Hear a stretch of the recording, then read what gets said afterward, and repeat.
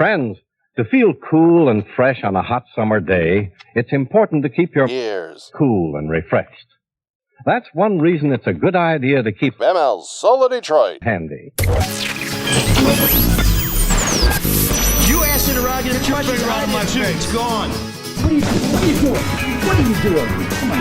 That is not paid for by them. That is paid for by the people of Detroit. You might be qualified, ML. I'm not qualified for this job. Let me tell you something. You want to go right now? Okay? You want to go right now, Albert? Hey kids, it's your old pal ML Elwood coming to you on Memorial Day because we're trying to get an episode in before I head up to Mackinac.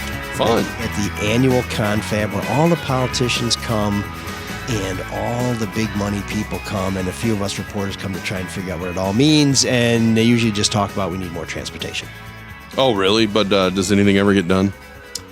They do have an open bar, so that's kind of handy. So I'm very cynical when it comes to the Mackinac Policy Conference because it just, to me, looks like a bunch of politicians and lobbyists hobnobbing. There's some of that. Sometimes it's a place where candidates get introduced, where Jennifer Granholm is considered to have had her coming out party at Mackinac when Ed McNamara and then Deputy County Executive Mike Duggan were taking her around and introducing her to people and saying this is going to be our next Attorney General. And, you know, some of that stuff happens. But it's one of those things where they have a big agenda. They invite lots of big shots. They pay them plenty of money to come. In fact, I think one time Charlie might have been one of the speakers. But they have a full program, but everything that really matters happens in private. It's the kind of stuff you don't see. It's in the side rooms. It's in the suites. It's in the bars. That's where the deals get done. Well, I think isn't that what people hate about it? Because it looks like it's all so secretive. Yes, but it's also what people love about it because that's where you can get everybody in one place. And that's why reporters like me and Clara Hendrickson of the Free Press will be there. We like to go there because if you need to get a hold of somebody who you can't get a hold of, the odds are you'll run into them somewhere and you'll be able to ask them whatever it is that pops into your sweet little head. Are we recording? Yes, we are. This is good hi, stuff. welcome to the show, Sean. Sean's here. I did see, ML, that they canceled the debate they were going to have for the Senate, Senate competitions. Like, okay, so what is the point of this conference? Here's my question. Yes, hi. Mike, are you a celebrity up there? Like when you walk in the Up hotel. there, everywhere. Well, that's true. But when you walk in the hotel, do people come up to you? Do they want you to sign something? Usually when I show up, people go in the other direction. And it's not just my... How do you get treated, though, when you walk around there? I guess it depends on how you feel about truth and justice and accountability. You know, some people come up to me and introduce themselves and say, hey, I really like your work. Great, ridiculous answer. Is that what you were looking for, Sean? I was just curious. No, I was trying to picture him because I want him to feel some love. You know, I want him to feel. And I'm just curious if he's like a big man up there, man about town. You know, do you wear a top hat? In a monocle? Hat. Yeah. Well, they do have a dress code at the Grand Hotel. You but have no, a three-quarter cut coat like that falls down behind the back of your knees. with the buttons on the back. No, I don't wear the waistcoat. Do you grow sideburns for the occasion, like big puffy mutton chops? You know, if I could grow mutton chops, I would have mutton chops. I've tried for a long time, and they don't come in. But one time I went to Mackinac to find somebody because, like I said, it's a great place to find somebody. And there's a guy named Mike Garavaglia who at the time was involved in spreading around some political money on behalf of the Maroon family, who I think were distributing that money because Mayor Mike Duggan wanted it spent the way he wanted it spent. And so he was kind of the conduit.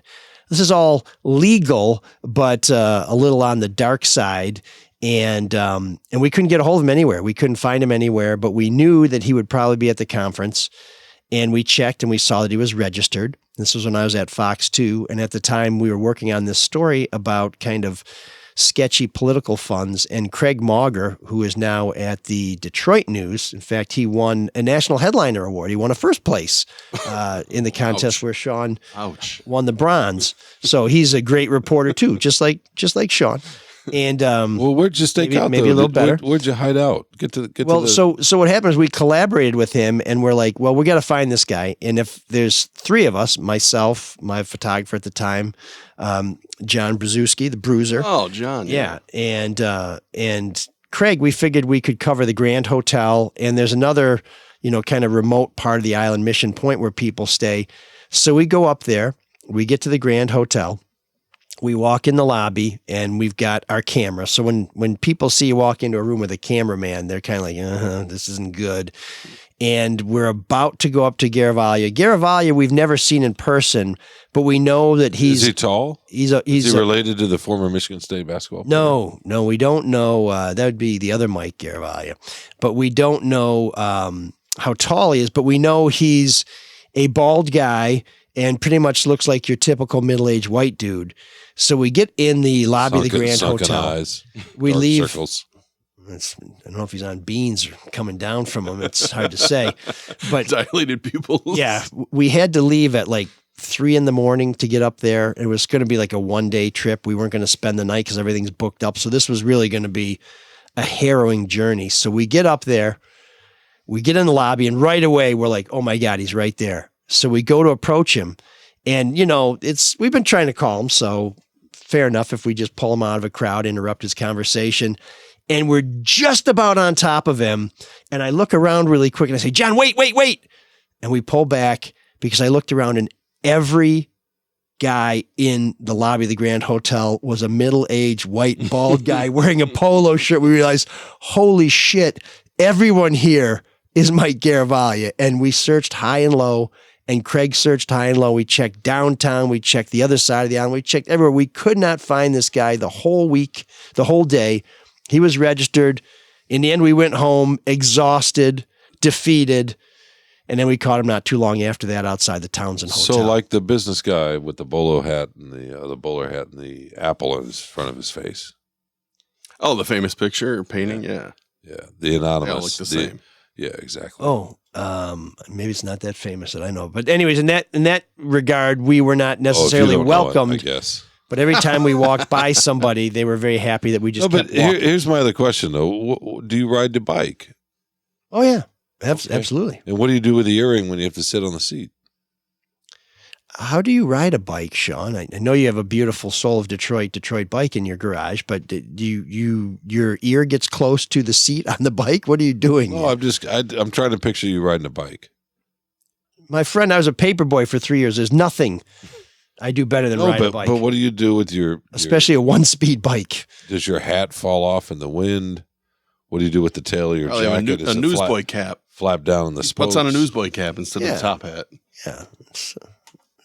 I've got Does it have one of the big wheel in front and then the tiny wheel in back? Oh, I like that. Yeah. Do you ride a big wheel? Boy, it's been a while since you've been to Mackinac Island, Shawn. They actually have bikes that the Wright brothers didn't make. It's well, after reading your column on bike. was it yesterday? I read it yesterday, so it was yesterday to me. Would Adam Ollier or however his name is pronounced, is this something he would go to now that he's off the ballot? You think that he would, because this is a chance to try and reassure people that you're still a viable candidate, that you're not as incompetent as your campaigns demonstrated, that you are trying to shore up support, maybe trying to win people over, and also trying to talk to people and have these meetings and say, hey, what do you think I should do? What will you support me? Where this is a good place to read the room. In fact, when Kilpatrick was under a lot of pressure early on in his administration, when there were all these questions about whether it was a Manoogian Mansion party and all this other stuff was coming out, he and his team blitzed Mackinac, and they were everywhere. And the whole thing was all about showing people we're not afraid, we're still in charge. About Olio. Well, we were going to talk about my dalliance with joining the U.S. Marine Corps since it is Memorial Day. Did you use Olio in the Marines? You're thinking of the fake butter type of margin. Now that's World War II, but No, oleo was something oleo that they from had back during then. rationing Yes, okay, yeah. in World War II. So Sean's taking us on a history trip. But we do want to say it is Memorial Day when we're recording this. We want to honor all of our veterans, particularly those who served and did not come home, the people who died, so that we can enjoy the freedoms that we have. So if you have somebody in your family who went where they were sent and didn't come back, we want to express our sympathy to you and our appreciation for those who gave all, because it seems these days most people don't want to give anything and they think everybody else is getting something for free and they're getting cheated somehow. Whereas Memorial Day should be a reminder to us that people do make sacrifices, and some have made the ultimate sacrifice, and that maybe every once in a while when you're bitching about something, you should stop and think about someone who can't bitch about something because they stood up and they made a commitment that cost them everything and is the reason why we have all that we have. So how do you say to somebody, I was thinking about this last night actually, when you're talking about Memorial Day, you don't want to say Happy Memorial Day. No, you really don't. Mm-hmm. But I've had a few people text that, or you've seen it on Facebook. I'm like, that's not really, what else can you say, Mike? I mean, just enjoy the weekend. Even that's, it's funny how we've turned this in. I got a text yesterday from an old mutual friend of ours and said, wanted to know what I was grilling. But so that's how we're celebrating. It's an odd juxtaposition, isn't it? With this particular, it's not like Labor Day or July 4th. Yeah, no, it's supposed to be more solemn, but no one ever thinks about that because they're usually barbecuing or at the lake. No, it's really kind of or Cedar Point. But the military says you do not say Happy Memorial Day. No, you don't. It's not supposed to be a happy day. It's Memorial Day. But you were at Cedar Point, right? I was on Friday. Yeah. Mm-hmm. Yeah, and not on Memorial Day. And what did you ride? What did I ride? Yeah. Did you ride that new? Don't they have some kind of new thing that goes vertical straight up? And well, yeah, but that's closed. That's already you know that you're thinking of the Top Thrill Dragster. But I 2? thought they built a newer version of the Top Thrill Dragster. They did. That's really funny that you bring that up because I actually, through one person, know the person that got injured by the original Top Thrill Dragster. It's a really sad story. What happened? Do you know that story? No, I don't. Did they get a concussion or some broken vertebrae? And does it involve Kilpatrick? Closed head injury. Major closed head injury. Does it involve Kwame Kilpatrick? No, it doesn't. They were just. Can you tell it then? Yeah, no. It's just, I mean, it's that story's been out there. I think a lot of people know that story, but it was an accident. Person is waiting in line under the canopy, and next thing you know, a thing just flies out from the sky, rips through the canopy, and just hits her in the back part of her head. Severe closed head injury. What was it? What was it that flew? It was a L-shaped metal bracket that there's numerous ones of them on there, and it judged the speed. It was actually like a sensor kind of that judged the speed, and it just happened to come loose. And the state of Ohio ruled that Cedar Point is not at fault. This is the one thing I learned through this whole. Because you buy a ticket that says if I die here, that's on me? No, because they have such extensive safety checklist and run-throughs, and they were all. Usually when you see an accident like this, it's like, oh well, this joker just flew through the checklist or didn't do what they were supposed to. They just marked it off like, yeah, it's okay. Real. In other words, just being a human and just kind of cutting corners. Apparently, they did everything to a T, and it is that freak of an accident. Now, some people, you can be cynical and say that's just the state of Ohio protecting, one of their prized possessions in Cedar Point, just absolving them of any kind of, what's it called? And any kind of liability. Culpability? Oh, liability. Yeah. Yeah. So that person, meanwhile. What happened to the ride, the person waiting to get on the ride, the gal? Well, she's got a closed head injury. She needs consistent home care. So she's not going to recover from this. No. Wow. No. But meanwhile, they opened up a new ride. In other words, enough time has passed. The Crippler? Is that what? No, it's this. So did they take the Top Thrill Dragster down? No, it is still there. It's just called Top Thrill 2 now. It was open for like a week when the park opened, and it's been shut down now for damn near 2 weeks. Nobody knows what's wrong with it. So you didn't get to ride it, obviously. No, because it has been closed. So what was the scariest one you rode then? None of them are scary. What are you talking about? They're all thrills, Sean. You don't ever no, get but nervous? I'm very proud. You don't get nervous at all? Anxious? No. I love them. I love roller coasters.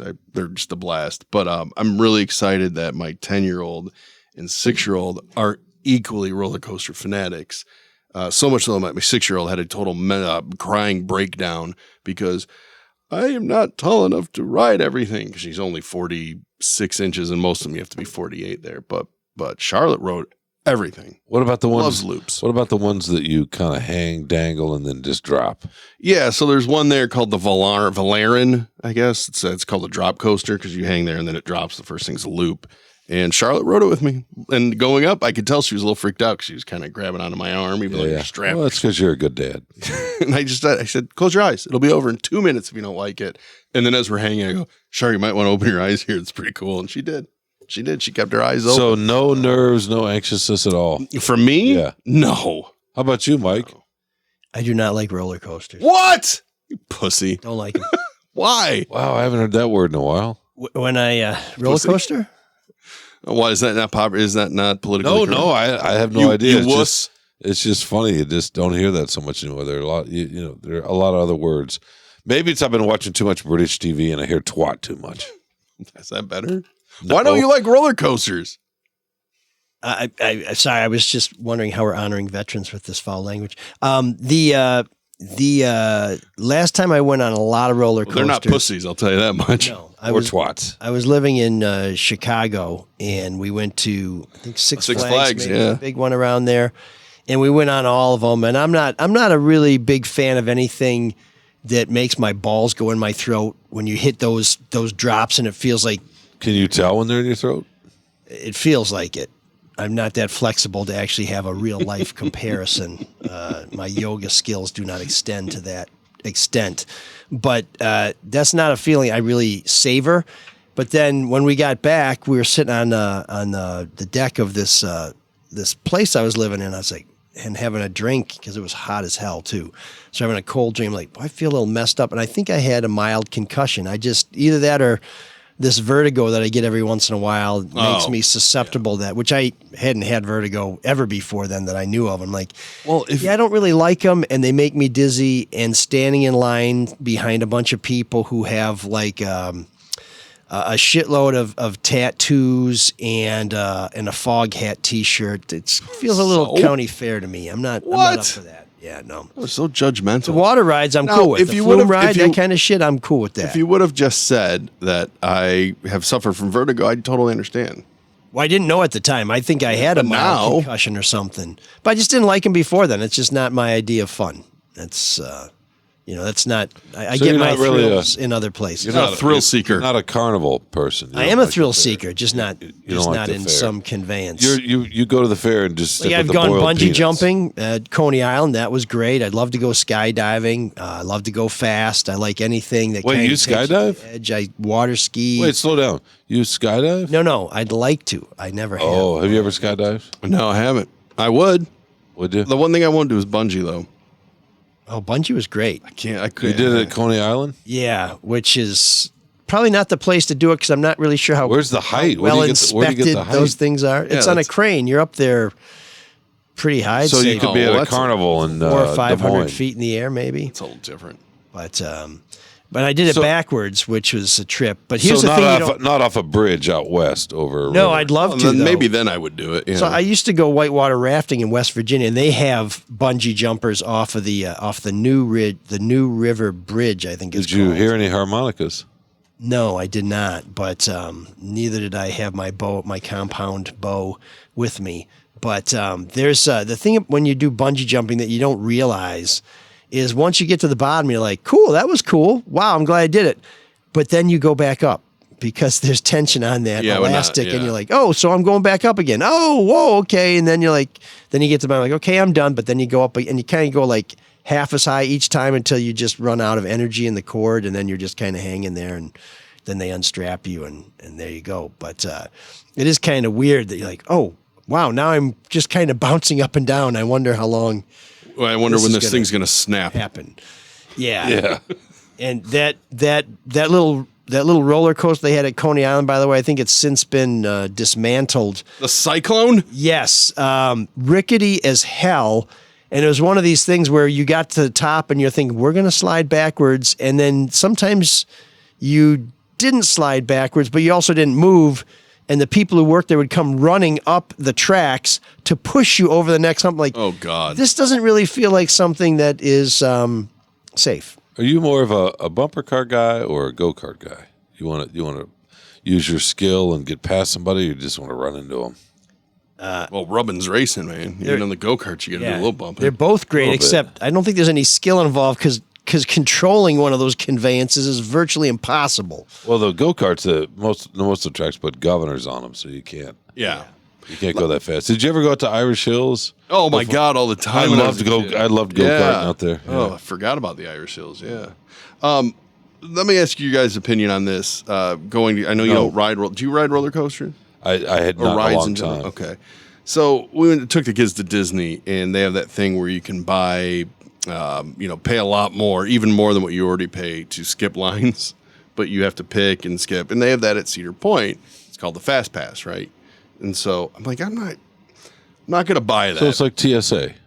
A little bit, yeah. Or Clear. Yeah.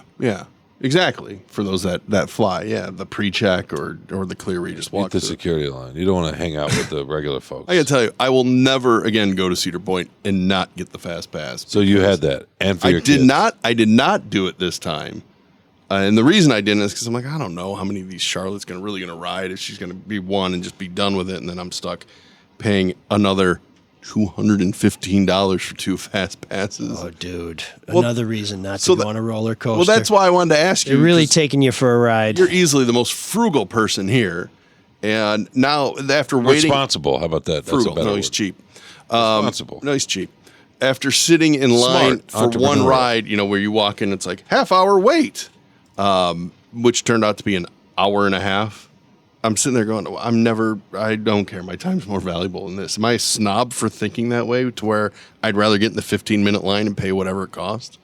No, if you've taken your kid there and you're going to have one day with them and there's all these rides you want to go on and you only do 2 rides, nobody wants to stand in line behind some sweaty, flatulent person covered in elephant ear dust whose hands are stuck together from cotton candy. Speaking of and which, smoking Marlboros. Talking about it's not that at all. Maybe You probably can't smoke in the park anyway. anyway. Like roller coasters. What's your the more important question is, what did you eat? Did you have some Dippin' Dots?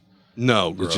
No, my kids. You don't like the Dippin' Dots? Like the froyo there where you didn't have the the funnel cake? No. Did you find a good corn? No, it's Cedar Point. This isn't a county fair. Did you find a good corn dog? No.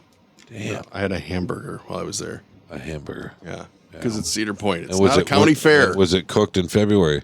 Probably. It was sustenance. I just needed something so I wouldn't pass out. Have you ever been to Kings Island in Cincinnati? Years ago. When I was little. When my boys were young, that's where I took them because the Beast? Yeah, but I took them to Cedar Point when they were really little, and there's a water park that's right next to it too, because they had a whole kiddie park with these mini roller coasters. It was great for 4 and 5-year-olds, right? Because and it was fabulous. The 6-year-old spent a lot of time, I think, in Camp Snoopy, as it's called, because it's branded with all the peanut stuff. There's a Camp Snoopy at Cedar Point now? Yeah, but she could ride. There were a few rides she could ride. There's one roller coaster she could ride, and she loves it. Kids even know who Snoopy is? I think Snoopy's been in reruns for like 25 years. Charles Schultz has been dead since, I think, the millennium. Again, they still have the specials, right? You're wrong. Christmas, Thanksgiving, Halloween. Not only that, but Apple TV has a whole new series and new specials. They still turn out new stuff. Oh. So there. Is Charlie Brown ever going to kick that damn football? Never. I guess he showed you, Mike. Man.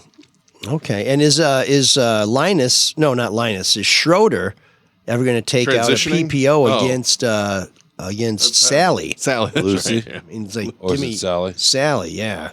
And when are Marcy and Peppermint Patty going to come out? Yeah. They're a couple, right? There's no question about that. No, they absolutely are. Yeah.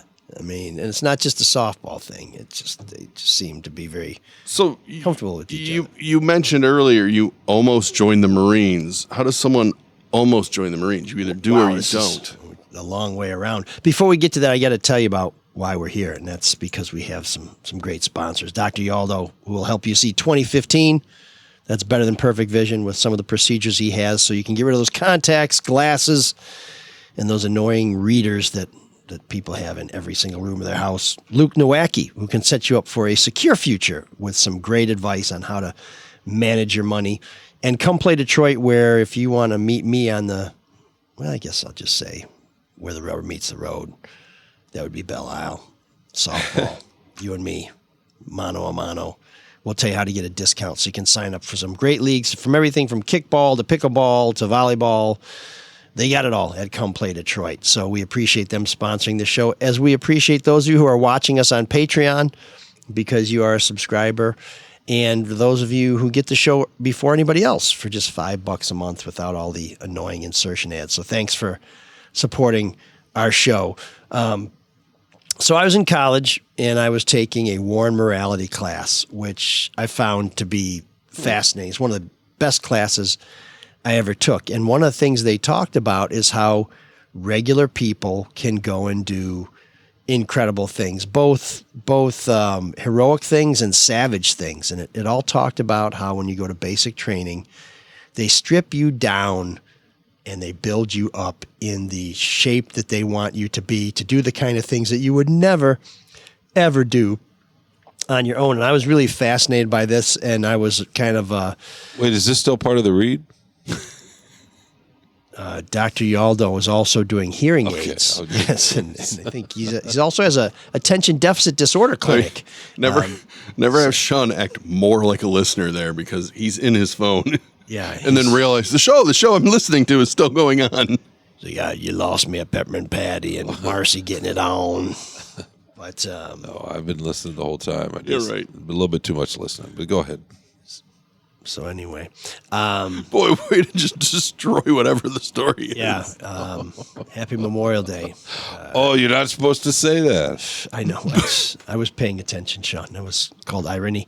Anyway, you know, in I think in Canada That's and in irony? the UK they call it Remembrance Your Day. English teacher would And disagree. they No, go sell ahead. poppies Oh, that's right. Yeah. to raise money for veterans causes, which is we should probably think about doing that. I think people used to sell flags. Do you remember people offering you flags on Memorial Day? The homeless and maybe people on Veterans downtown Day? all the time. The little toothpick flags? No, not those guys, but when we would have veterans out there, you know, they're having trouble with honor guards for military funerals because there are so few veterans available to serve as an honor guard, which is kind of a sad thing. What do you do with your poppies, by the way? Do you grow poppy fields? People used to attach them to their rearview mirror Okay. as a sign that You I don't- support. You don't grind them down or service anything people. like that? These were made out of paper. This is not like when you stole that moped in Thailand when you were 16 and a sex tourist with the rent boys. Yeah. So anyway, back to the Marines. No, but you don't have poppy fields. You're not. No, this isn't Afghanistan. You're not like Ozark. Yeah, no, it's a little different climate here than over there. So anyway, so I kind of was a smart aleck kid and thought, well, nobody can strip me down or break me down. I think I would like to try it, but I don't want to enlist for 2 or 4 years. I just, you know, when you're young, you're like 2 years, 4 years. Oh my God, that's forever. Now I'm like 4 years. Shit, man. I think 4 years just passed since Shawn last said something cogent. Actually, that might be accurate.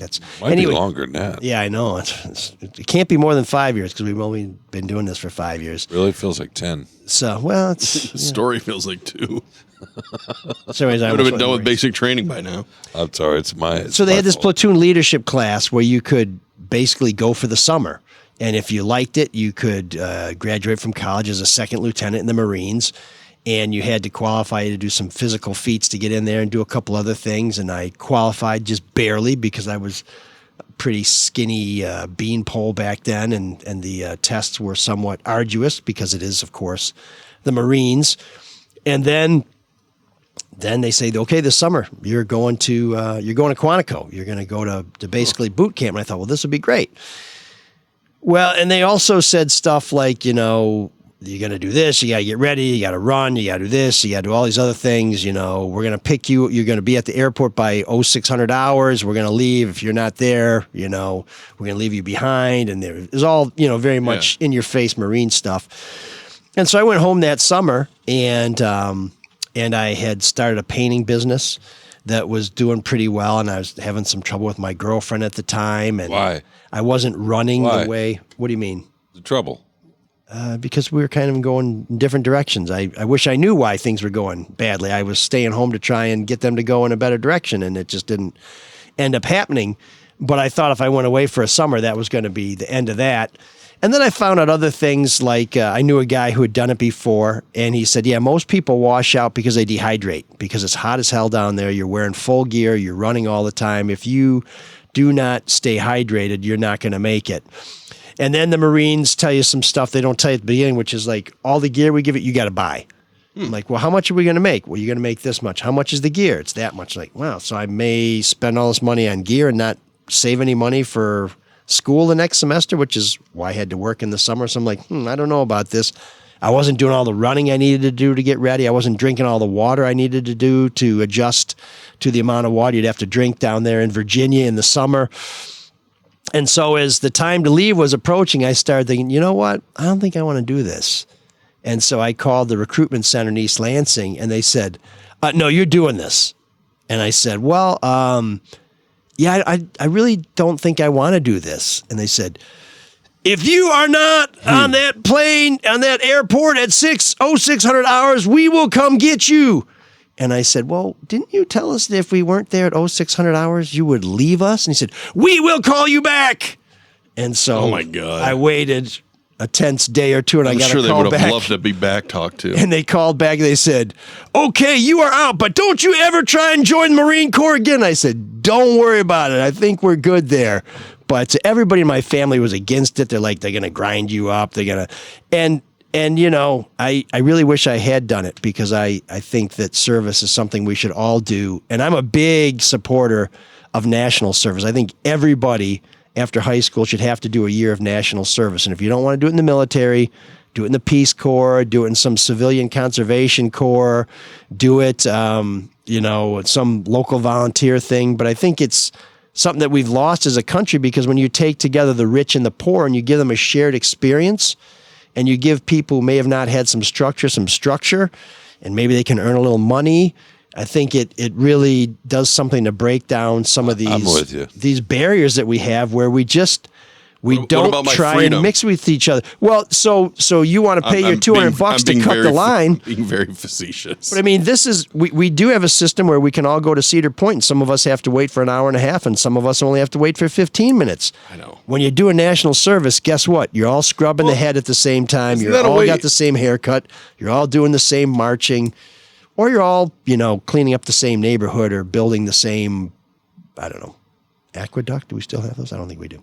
Isn't that one of the ways loan forgiveness used to happen with college loans, is if you worked in civil service of some sort, including teaching? Wasn't that one way that the loans used to get wiped away, or no?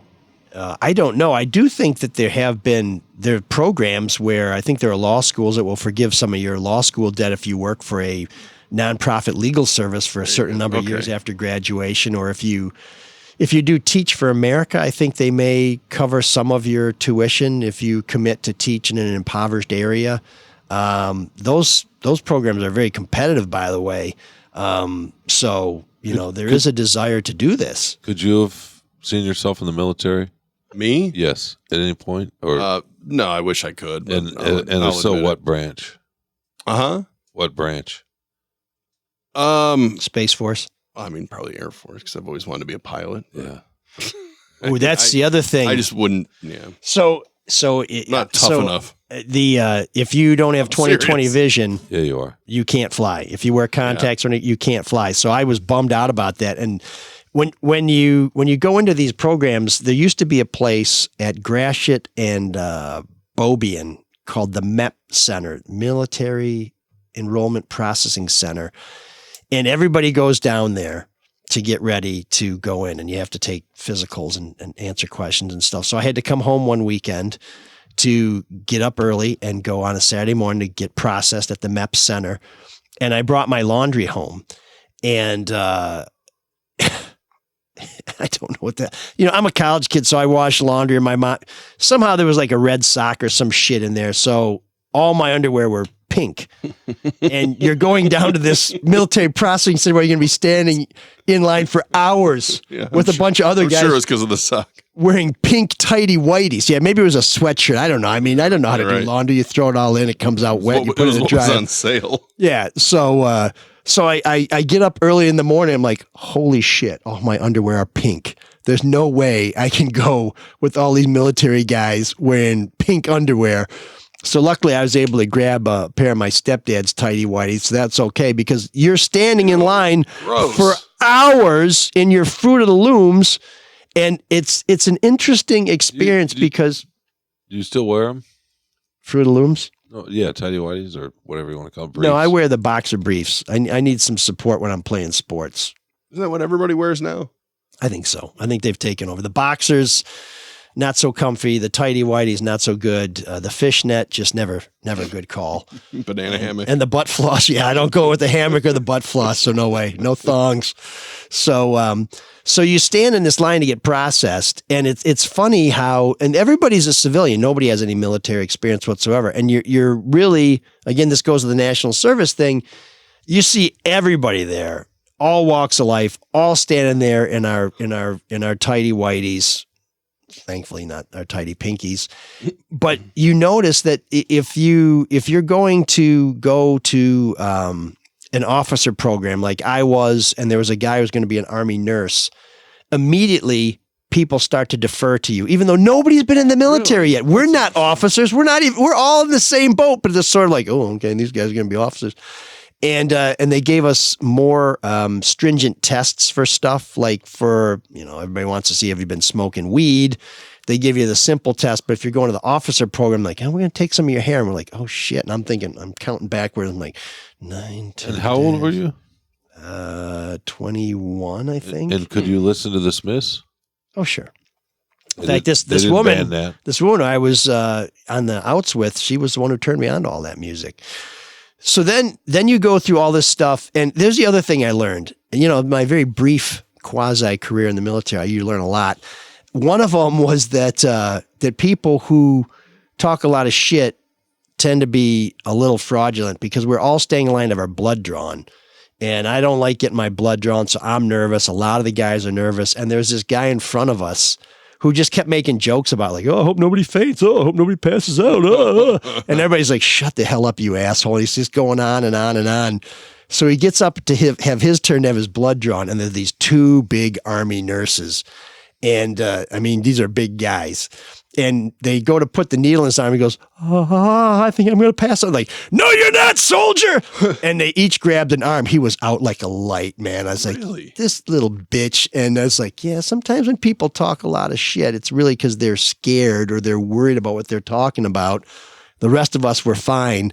And that was an interesting lesson. And the last thing was we sat down for our interviews and they asked you all these questions, have you ever done this? Have you ever done that? Have you ever done whatever?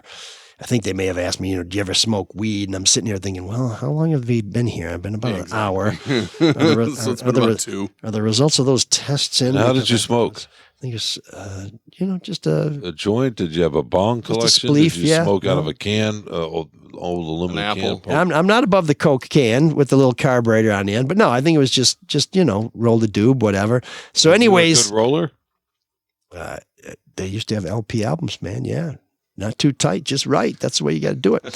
So anyway, we get to the questions and they're asking about the weed. And I'm sitting here thinking, oh shit, they have the results of the test. And if I say no, I'm a liar and they're going to throw me out for that. But if I say yes, they're going to throw me out for that. So I kind of was like, no. And they go to the next question. And then they tested my eyes. And I'm wearing contact lenses. And like, oh, have you thought about being a flyer? I'm like, yeah, but I don't have perfect vision. They said, well, this test says you do. I'm like, I'm wearing contacts. I'm like, oh, so the military wasn't the sharpest at some of this stuff. But it was a fascinating experience. And I really, when I look back at all the things I've done in my life, not serving is something that I really regret. And I'm really grateful to everybody who has served and those folks who signed up to help pay for school or in the reserves or something like that, and then got sent overseas and the deployment never ended.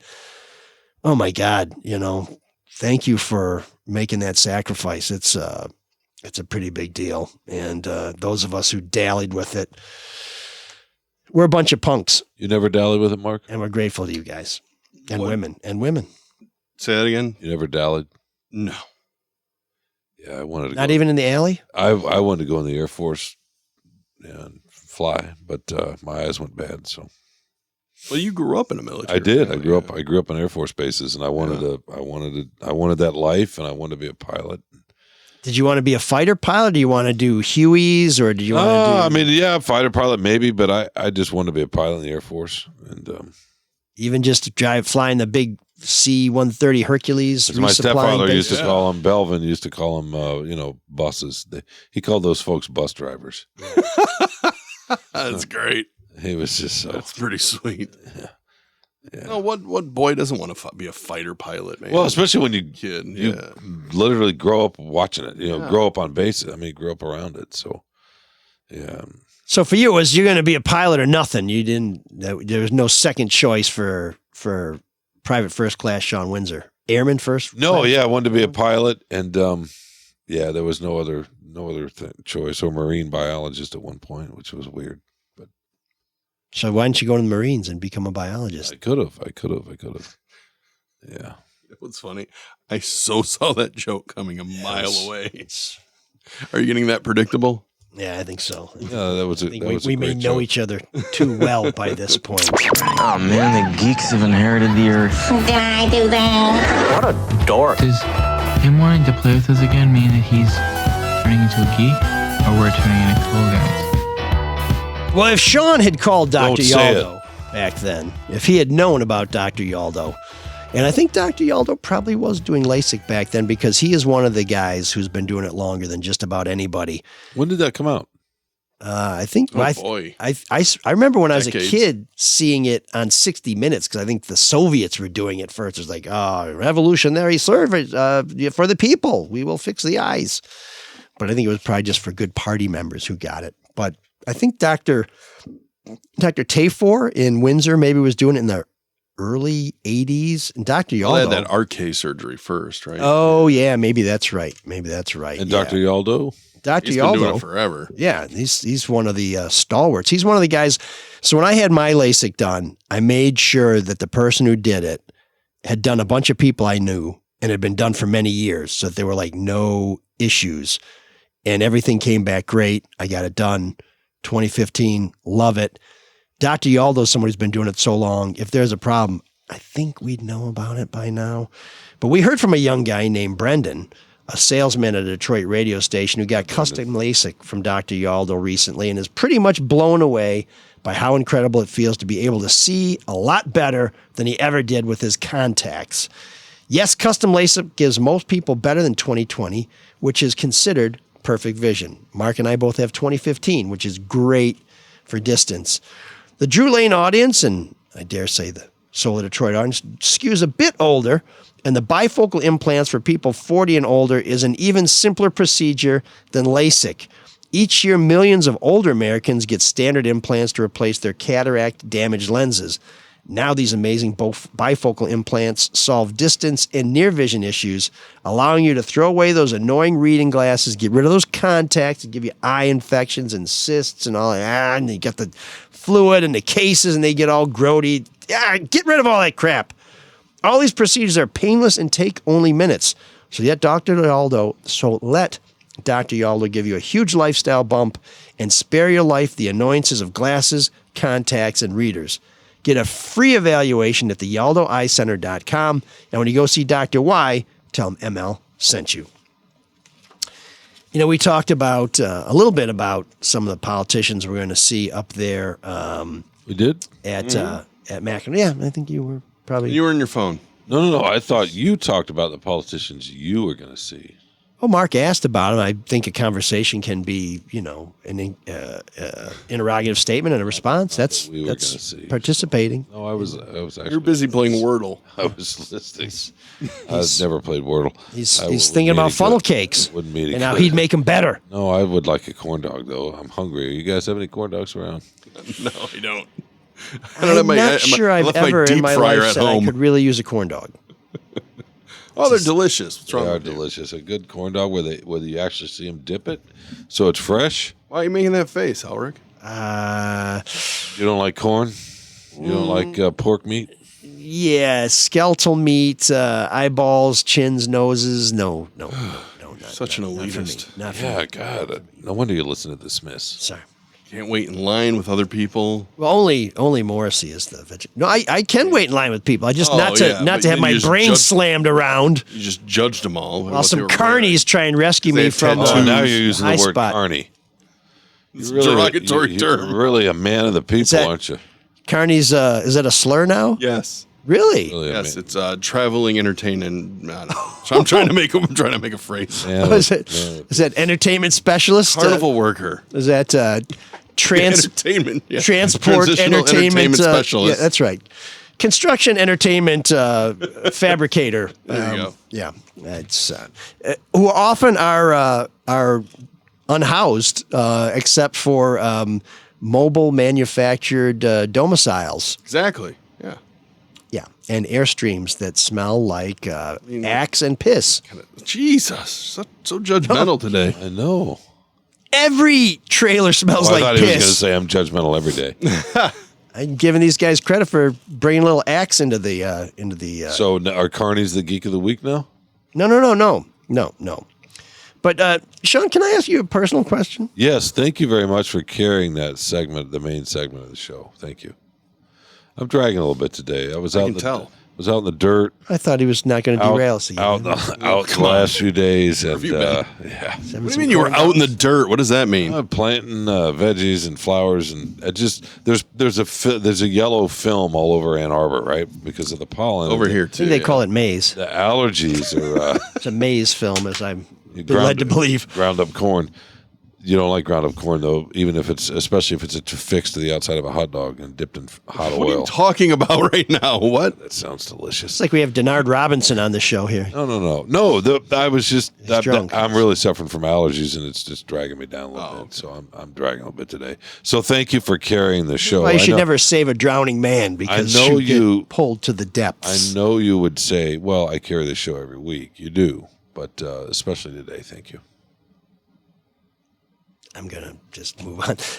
Don't you ever sometimes wish you were AI Drew, Shawn? No.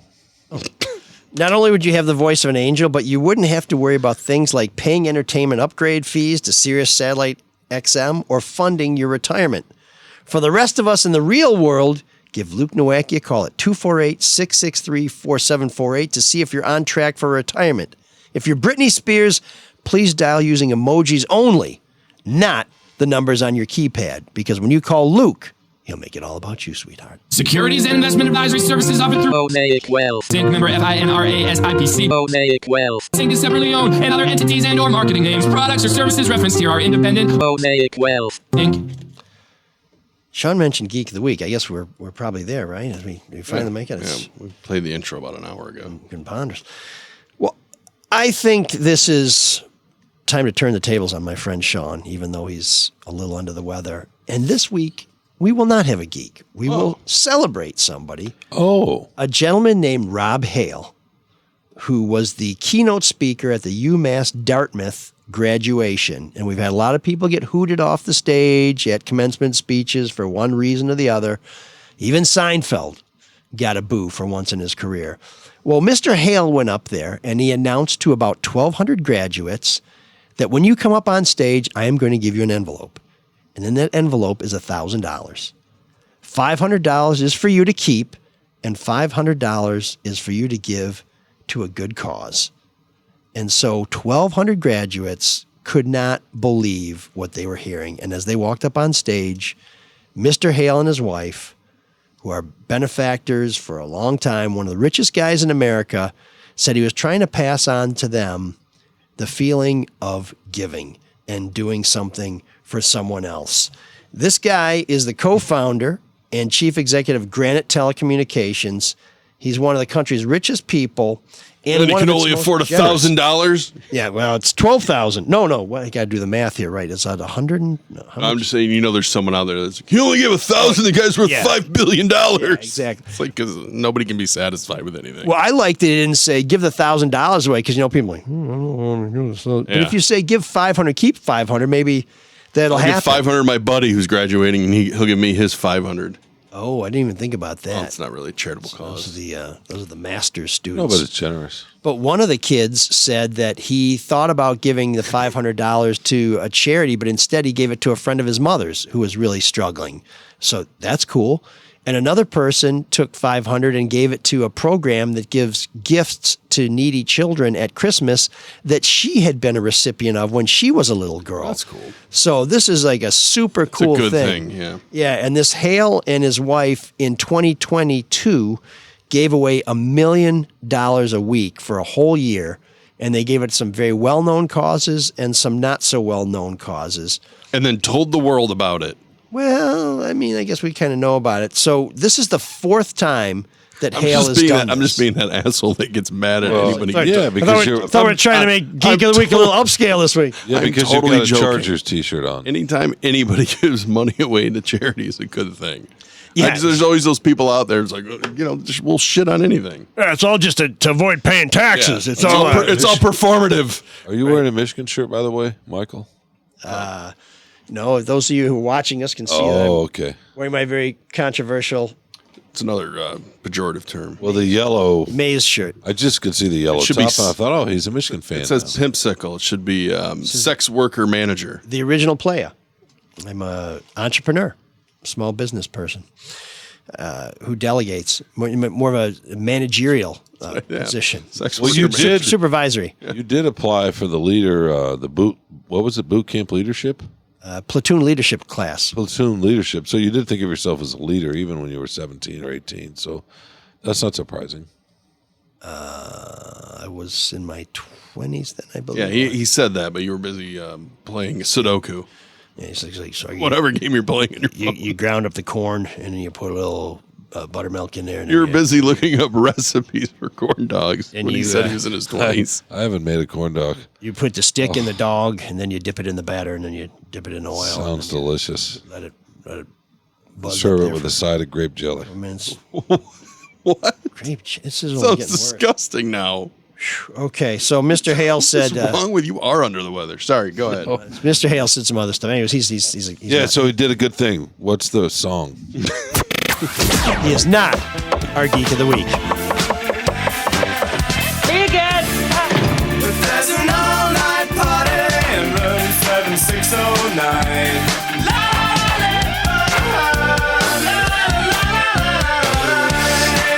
And you can dance together all night if you've got the time.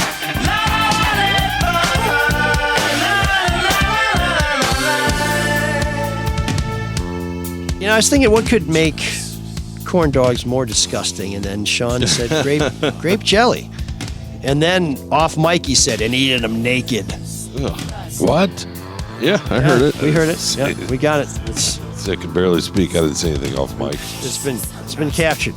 You're in room 7609, where we invite you to send a deep cut, maybe a band you love that we don't know about, or maybe a track from a band that nobody's heard, but because they're all focused on their big hits like Pour Some Sugar on Me or something. Or nobody will hear if you don't introduce them. We don't get to it? Okay. Well, sorry, people keep talking about Six Flags and Kings Island and roller coasters, grape jelly and whatnot. bungee jumpies. Yeah, this is jumping. This is a roller coaster, all right. What did you wear when you jumped? I want to get off. Were you naked? Tidy whities. Or just tidy whities? Just my that became brown. my pink drawers. No, by then I was dating somebody else, and I had proper. weren't Actually, I naked? think I probably had boxer shorts. Would you back bungee then. jump naked? In fact, this woman got me some silk boxer shorts, if I recall correctly, which are great. But when you're bungee jumping, you really do want to be held in place a little bit more than the boxer shorts afford. I guess it depends on how much you have to hold in You place. could lose an eye. Oh, you could lose. Anyway, listener Kevin writes in. You could lose. Oh my God. Maybe you could lose a belly button. I don't know. Anyways, Kevin writes in. Been wanting to send this one for a bit, and you provide me with a perfect segue with the squirrel talk at the end of the last episode. Four Squirrels. Why do people love the squirrel talk? Were a 90s band from Gainesville, Florida. They had a minor radio hit in 1995 with Mighty KC, a tribute to Kurt Cobain, and also references the 1994 Rwanda tragedy. Well, that's a twofer. Yeah, Jeez, oh, Pete. I guess I'm not a dance band.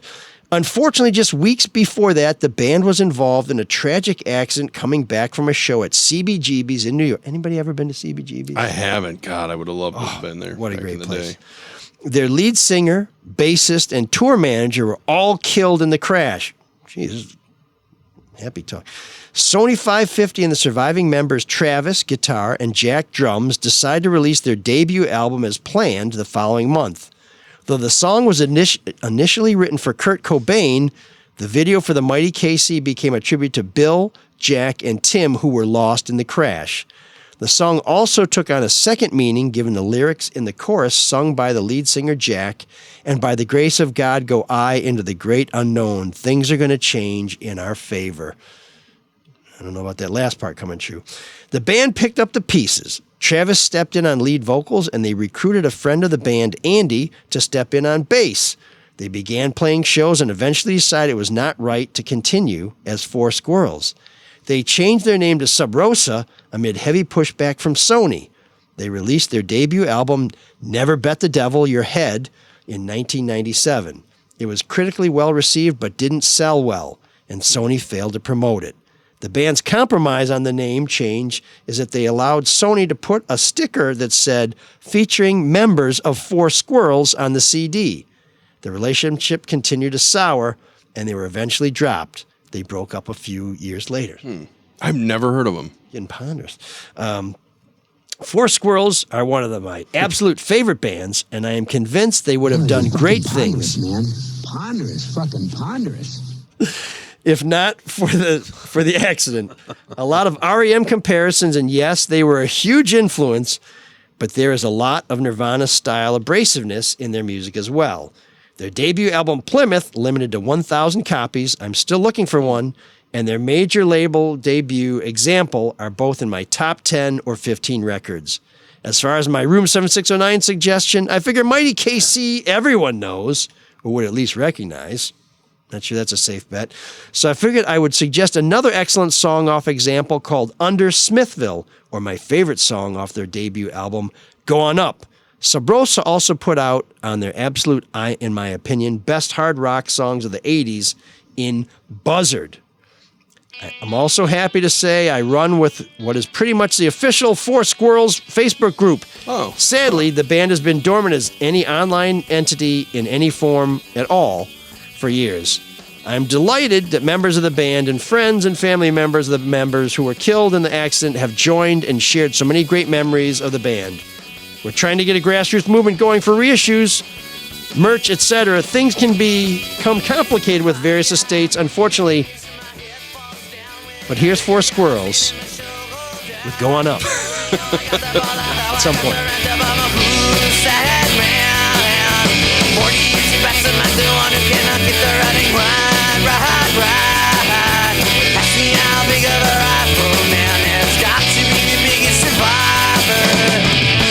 I can feel you out there, but I can feel you. I got acrobats and maggots like a beggar. I can be as lonesome as I die. Automatic, retroactive, pre-syphilimic, and if it doesn't, not a bad, it's a bad word. Answer me no questions, cause I cannot keep my squirrel, please. Ask me how big of a rifle, man, there's got to be the biggest survivor. Oh, I can feel you out there, but I can't see you at all. Wrap me up around that will be fine. Wrap me up and I'll do it all the time. Pour me up and that will be fine. Pour me up 'cause I do it all the time.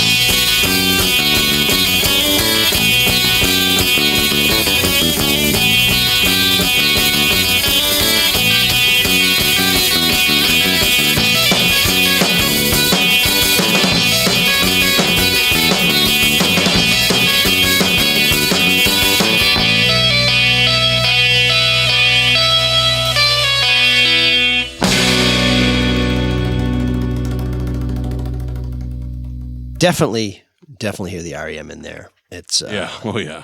And maybe a little Blind Melon and all that other stuff from the early 90s. But that voice is straight out of the 90s. Yeah. I'm sorry. I'm trying to find a corn dog here. Distinctive sound. We may give you one just to keep your jaws occupied with something other than random discursions. But that's Four Squirrels. If you really like Four Squirrels, check them out. I'm sorry for making Mark laugh. Where Kevin is the curator. He is the keeper of the Four Squirrels flame. Man, talk about a bad luck band. Yeah. Some death, some tragedy, fighting with the record company. I mean, damn. But there they are, Four Squirrels. And Shawn, as you know, is very strong for squirrels. He is pro squirrel. He thinks that back in the days when I was thinking of enlisting in the Marines, we all hated squirrels, although I didn't say it at the time. We had that discussion because I couldn't wait for it to end. Is that why does it endure, I've always liked Mark? Squirrels. I've always liked squirrels. Why did the squirrel talk become a thing? Because it was so random. Did you see any while you were digging in the dirt? Did you make any more connections? Yes. Did you run across their nuts? No, but I put some cucumbers in a box and some tomatillas. And what else we got? Beets. And anyway, the squirrels have been digging already and trying to hide nuts in these boxes or the raised beds. So yeah, it's war. I hate squirrels so much. It's war. Yeah. We're gonna have to figure out after you bonded with them, you're already turning on them. We got to put chicken wire. Got to do something. Hey, look, I want them to be able to bury their harvest wherever they want. Just pee in it. Just pee in the garden box. You don't know? I don't think so. Why? It's good for your vegetables. Yeah, but do squirrels not like human pee? Is that the thing? And how do you know this? I don't know. I just wanted you to do Have it. you peed on one? In my garden box? No, on a squirrel. Have you peed on squirrels? What's no, that they're a little. They're more elusive than that. No, but there's stuff you can spray. Mint. I don't like mint and garlic. Yeah, put that around there. Yeah, so we're trying to figure that out. There you go. That's the end of our gardening segment, ML. Okay, good. Wow. Let's get back to these nuts. The portion of the show where we thank our supporters, our new Patreon subscribers, the new members of the Soul Patrol, is going to go by really quickly this week because nobody even signed up at our measly little $5 a month level, which, if you sign up to Patreon, we have a link on our website, mlsoulofdetroit.com. You can sign up for $5 a month, which allows you to get the show before anybody else. You don't have the annoying insertion ads. You get to watch the show. You'll have access to our video versions. And it's great. For $15 a month, you'll get access to our bonus episode. You get all the other features plus a monthly bonus episode. This week, we will be doing our video book club. If that's confusing, well, check it out. It only costs you $15 a month.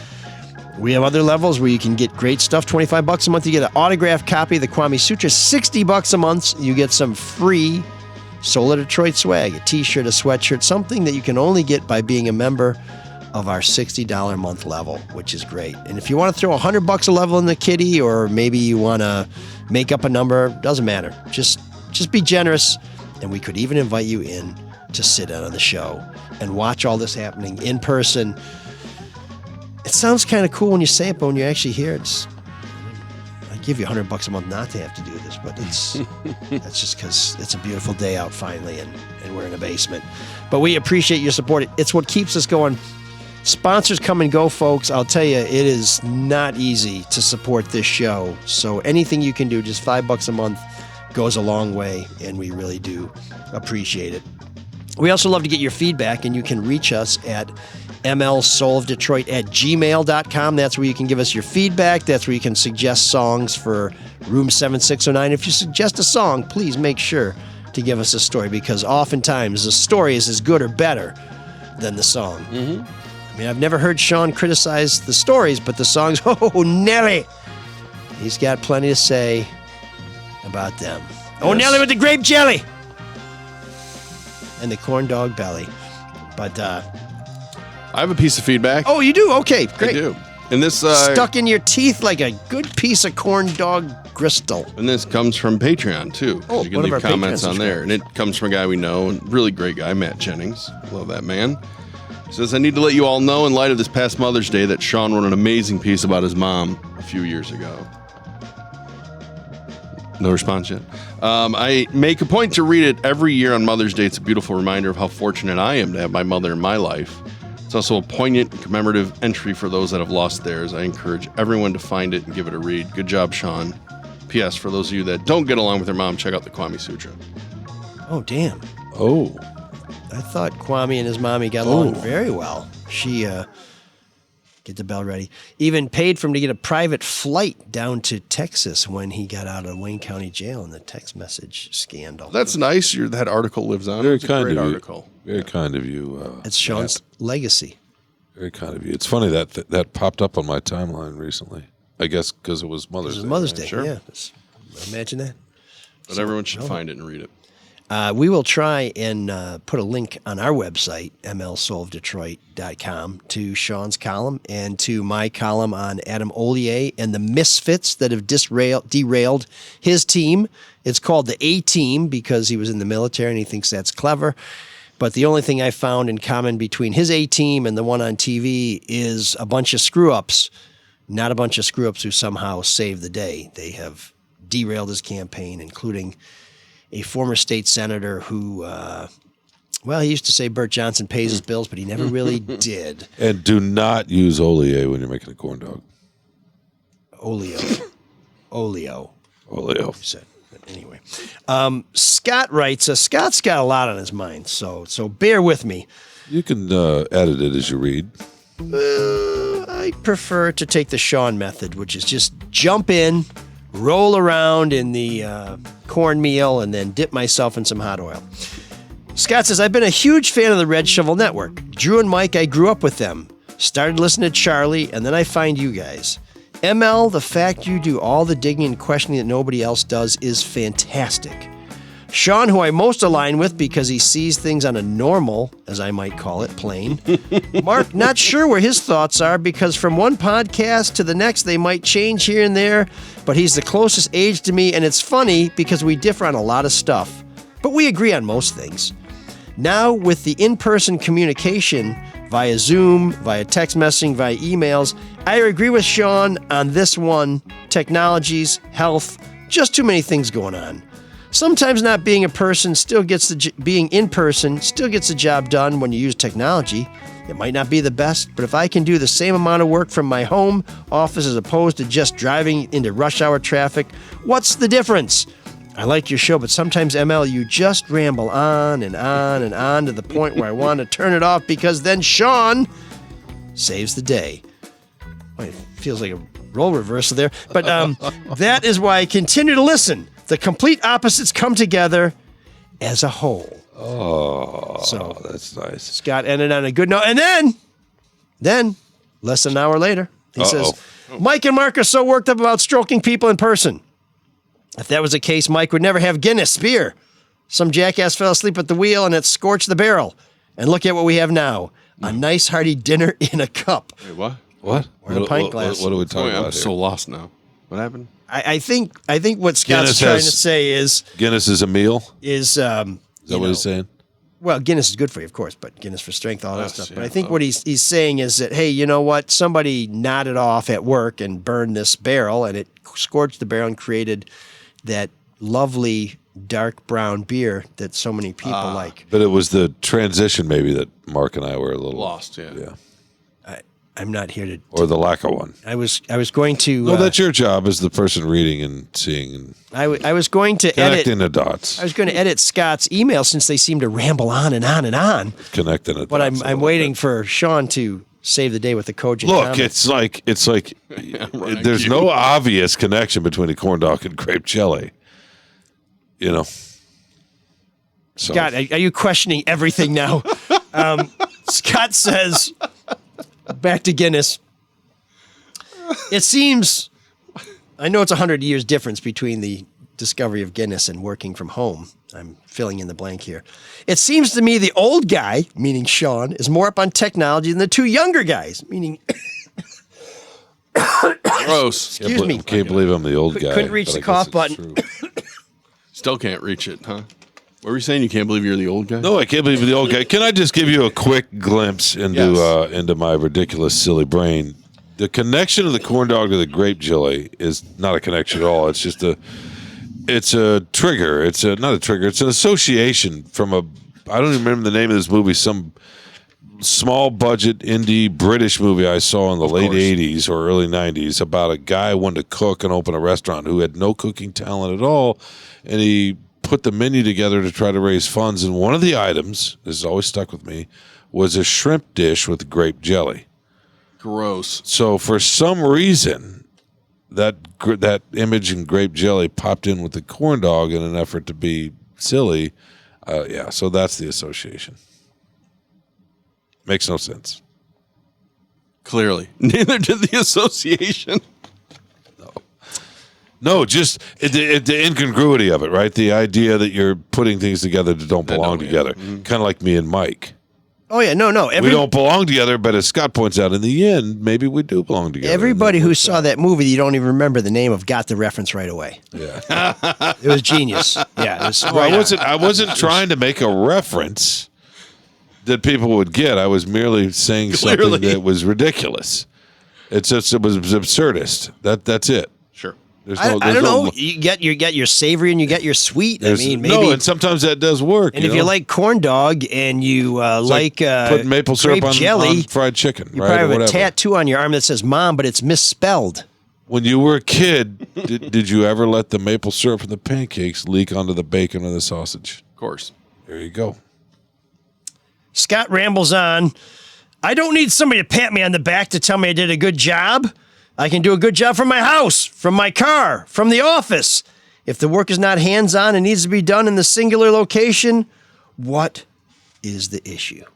So Scott, clearly in Shawn's camp on the remote work issue from our episode Office Politics. If you missed it last week, it's a humdinger. You may want to go back and check it out. It certainly will look better in comparison to this week's rambling mess. So, well, what's interesting about this show is I looked at the monitor here. It was 43 minutes. I'm like, we're doing great. We were on to the Geek of the Week, and now that was 30 minutes ago. Of shrimp and grape jelly. And that is totally... and who do you blame? And totally my fault. Here you go for once. So I'm digging in the backyard, and then I'm watching this Helen Mirren movie, and then no, not Helen. I spent the first hour playing Sudoku and Wordle and everything else that the Times has on their site. It's usually Mike's fault, but today. So tell me again about these bad politicians. Who's this Kirkpatrick guy? Wasn't he? Wasn't he ambassador to the UN under Ronald Reagan? Wasn't that him? Wasn't he got some crazy notions about some stuff? Folks, we hope you're having a great Memorial Day, even though you're hearing this after Memorial Day. But please thank those who have served. Appreciate people's sacrifices. And if they tell you need to be on the tarmac by 0600 hours, don't make the mistake I made. Be there. Until next week, we turn to our friend Cyrus to mercifully end our suffering and take us out. Can you dig that? Can you dig it? Can you dig it? You can listen to ML's Soul Detroit just about any time and any place. The lively, full-bodied flavor cools your ears, and the pleasant chewing helps to keep your throat moist. Gives you long-lasting refreshment. Listen to ML's Soul Detroit often, every day, as millions do. By keeping your ears fresh, it'll help to keep you feeling cooler and more comfortable.